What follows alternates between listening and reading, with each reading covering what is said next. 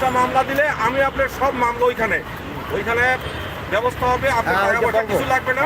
আমি বগুড়া আদালতে আমার অনেক ফ্রেন্ড আছে আইনজীবী, আমি সেখানে আপনি রাক্ষসী মেয়েও জামাইয়ের হাত থেকে বাঁচতে চায়। মিনারা ওই দেখেন না, জামাই ওয়াসিম মন্ডল রয়েছে। সঠিক তদন্ত করে আপনি সঠিক তদন্ত আপনি যেটা পারবেন না।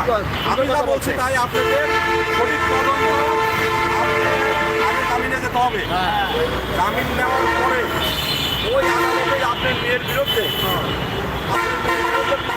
দায়ের করছে এরপর আপনার অথবা জামিন নেওয়ার পরে ওই আদালতে আবেদন দেবেন।